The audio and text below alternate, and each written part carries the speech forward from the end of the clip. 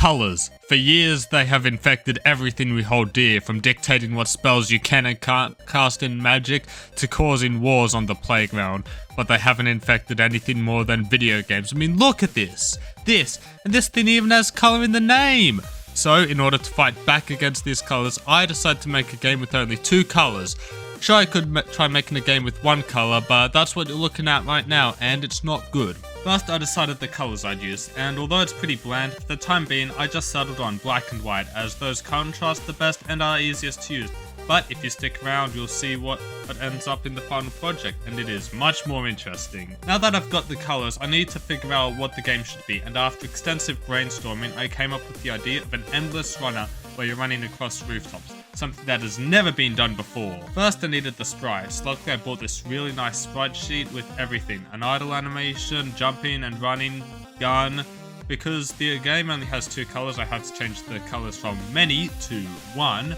And I moved the neck because this isn't healthy. Next was the building. This was simple, just a rectangle with a longer rectangle on top and then a few windows and boom, buildings that you can run across.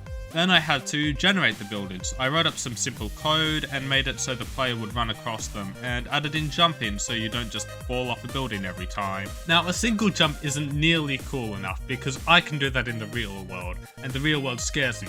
So I added a double jump. You go way further and do a sick flip, something I can definitely do. Next, I needed the buildings to generate infinitely, so instead of moving the player, I just moved the buildings instead, and just gave them a simple running animation. Then I made it so that when the building gets to the end of the screen, it dies, creates a new one just down the road, and it gives you a point, which led to a huge mistake later on. It took a bit to figure out how to get it to work, and it somehow led to this, but I ended up getting it working, and now you can run forever, although there's a slight legal issue where you can break into people's houses, so I fixed that. Next is a slight problem that all bad platformers lack. It's coyote time, where in a few frames after you fall off a ledge, you can still make a jump. This is good because computers are stupid and don't agree with me. With that added, I decided to add in sliding. You go a bit fast for a bit, and it's largely unused because I made it redundant later on. Now, just jumping was a bit too easy, so I decided to add some obstacles. First was this crate box thing. I got them to randomly spawn on buildings, although there were a few issues with them, mainly that they would often not stop the player from moving and would just have weird hitboxes in general, so I scrapped them and replaced them with bullets. These would lock onto the player and shoot. This would happen in 3 phases. First, it locks onto the player moving with it before the line starts to flash. At this point, the position of the bullet is locked in, and before it shoots the bullet, and you have to try to dodge it. I also decided that only one was way too easy, so as time goes on, more guns spawn in, causing more bullets to be shot. Next was making the game more fun because being stuck in one spot would make everything much harder, so I added in basic movement. Just D to move right, going way faster than the buildings, and A to stay in the same spot, although the buildings still move, even when you're still.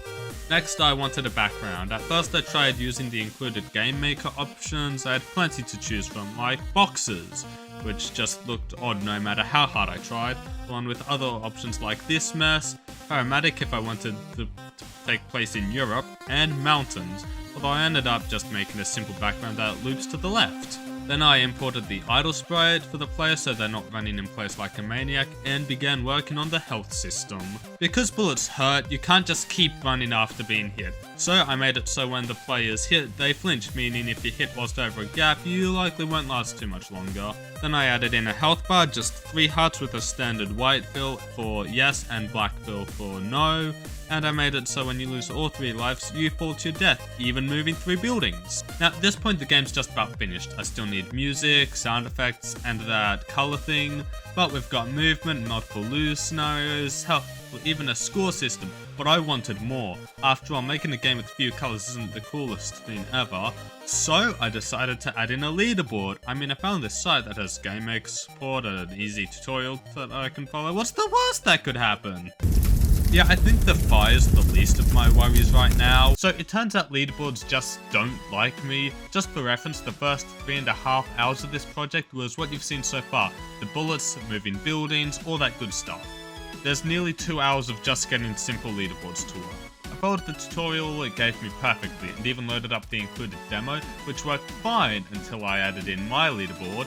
Then, after many problems, I decided to just make a new leaderboard, and it worked. The whole time the problem was the original leaderboard was just broken. With that solved, it was relatively easy to finish the rest of the game. I had the game display the top scores on the main menu along with adding a way to choose your player name, and it should display the closest scores after you die, although I'm not sure if it would work because my sample size is 1. Then with the leaderboard and the rest of the game completed, I put in my colours, and I decided that being limited to just one set of colours was way too bland for my masterworks and creativity.